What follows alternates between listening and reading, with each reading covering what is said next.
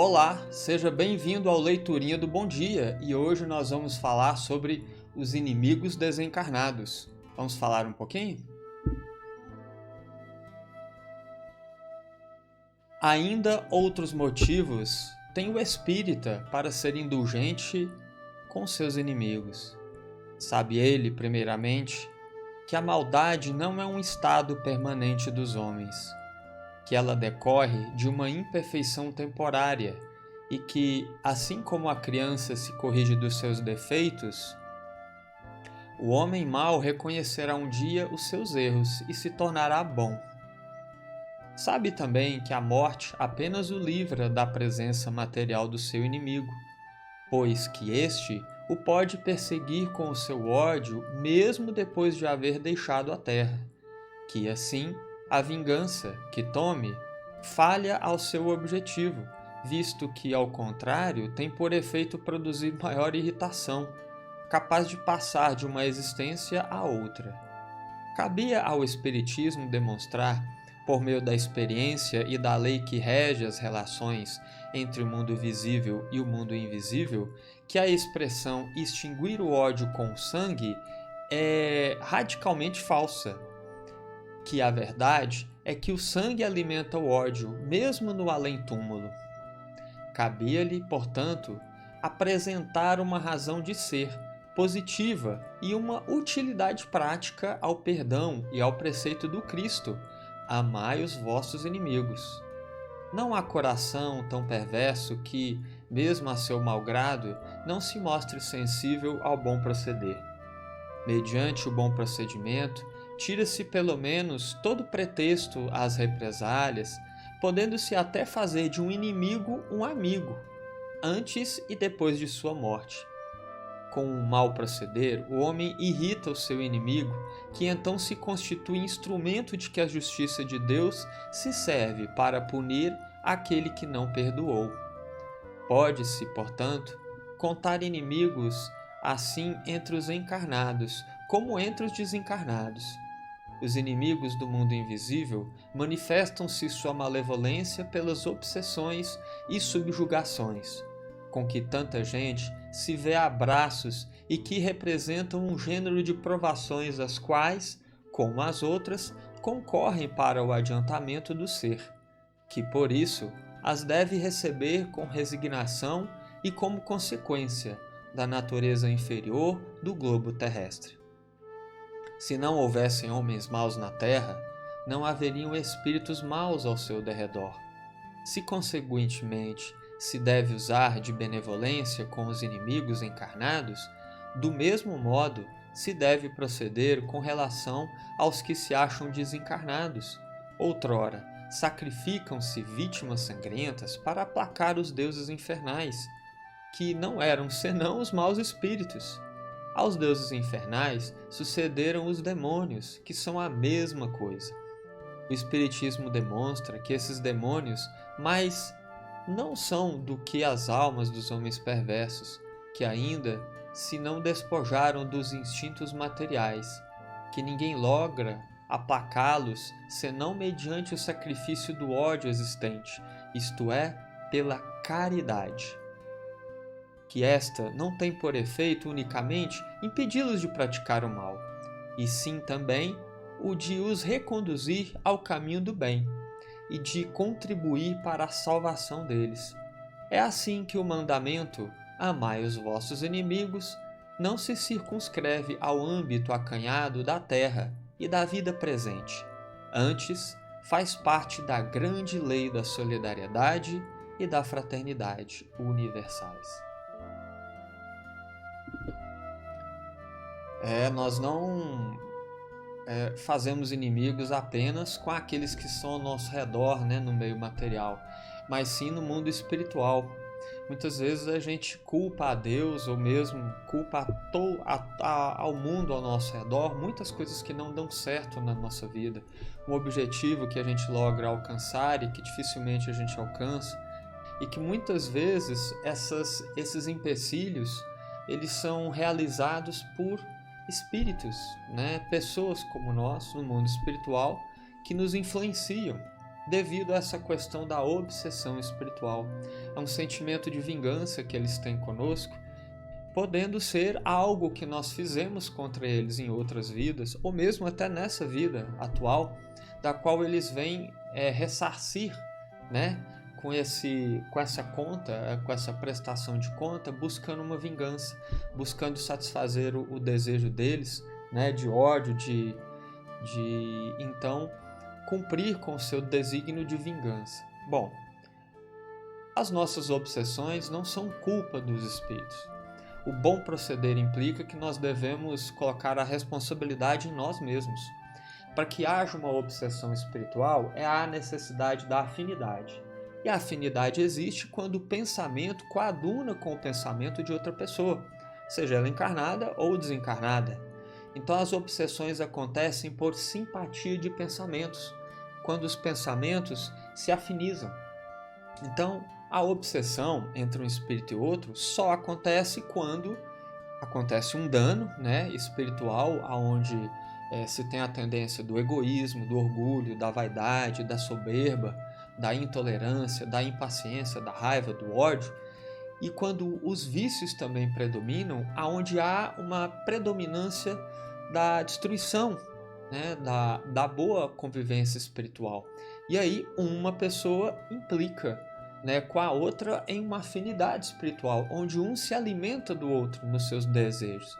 Então recebemos essas inspirações dos espíritos na prática do mal, na prática muitas vezes da nossa própria destruição, na intuição que muitas pessoas recebem do suicídio, na intuição que as pessoas recebem para a prática dos vícios, das quais os desencarnados se alimentam da nossa energia espiritual, como vampiros que sugam o sangue. É verdade, existe o vampirismo de verdade, e a doutrina espírita explica isso. Esse vampirismo suga a energia dos desencarnados, e tão quanto também o contrário, nós também vampirizamos, obsediamos desencarnados. Pode ser uma coisa assustadora. Nossa, o espiritismo fala umas coisas meio assustadoras, né, que assustam a gente, mas é a realidade espiritual. Basta que procuremos olhar para nós mesmos no nosso dia a dia e vamos ver que em muitos momentos recebemos sugestões mentais para que a gente faça aquilo ou aquilo, ideias que a princípio a gente pensa, não, é minha mesmo, mas que são suspiros, são condições de sugestões dos próprios desencarnados, que em sintonia conosco impulsionam ideias para satisfazer o desejo deles e usam-se de nós para realizar o seu intento. Então isso acontece na questão dos vícios, na questão das vinganças, né, propriamente dito.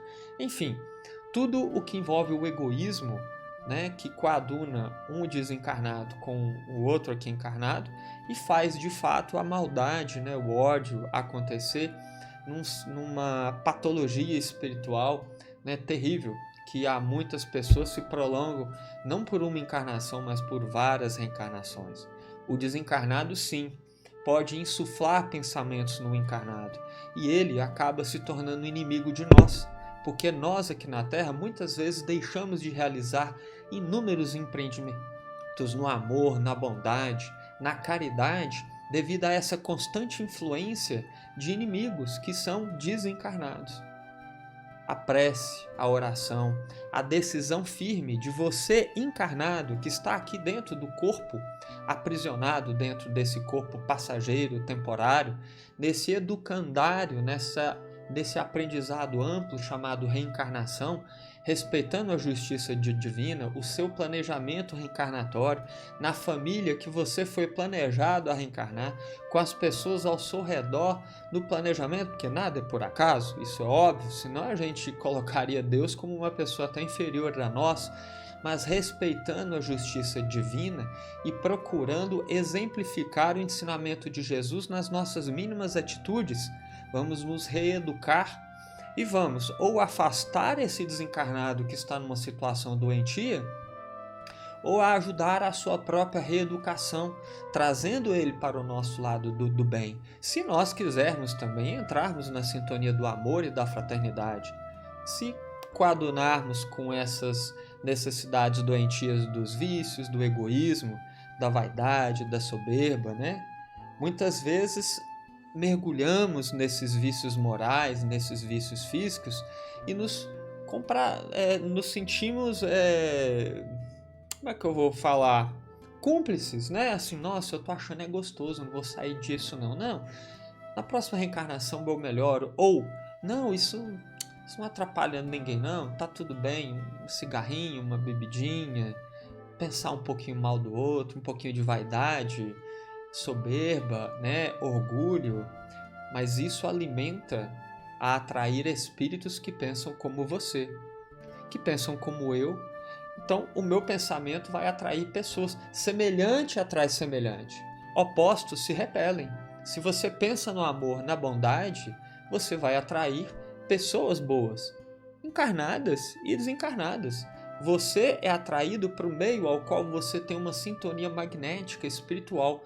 Você pensa, você logo emite energia, você emite fluidos, você emite forças que vão atrair pessoas sendo encarnadas ou desencarnadas semelhantes aos pensamentos que você emite.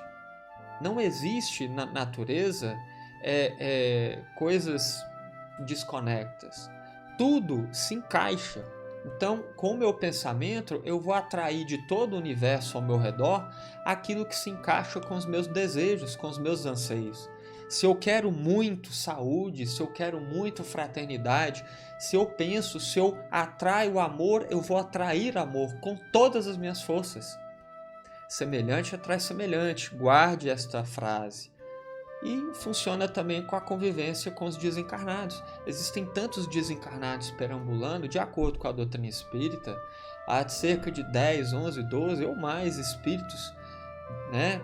Ser almas que eram almas, né? Agora são espíritos, estão na erraticidade, que convivem com nós, espíritos encarnados. Nós aqui encarnados somos almas. Os desencarnados são os espíritos, estão no mundo da erraticidade, ou seja, no mundo espiritual. E que estão na proporção de eu encarnado para 10, 11 ou 12 desencarnados. Então, o próprio texto até fala, se nós encarnados aqui nos melhorarmos espiritualmente, logo vamos atrair espíritos que também pensam, né, na fraternidade, no bem e no amor. Então, que venhamos a pensar nessa fraternidade, nesse amor, e venhamos então a sermos responsáveis pelas nossas atitudes. Temos a ideia de que a culpa da obsessão espiritual não é do desencarnado, é nossa. Coloque a responsabilidade em você. Eu estou colocando em mim mesmo. E todo mundo passa pelo menos por uns 5 minutos num intervalo de tempo em período de obsessão. Que a gente possa fazer da nossa parte. E a gente agradece aqui a sua presença. Mais um Leiturinha do Bom Dia foi. Multiplique esse vídeo, né, com seus colegas. Estão aí os endereços tanto do Facebook quanto do YouTube. Que você tenha se sentido feliz, né, harmonizado com esse texto e que possa ter melhorado o seu dia. Tenha você um excelente dia. Muito obrigado pela presença. Até a próxima.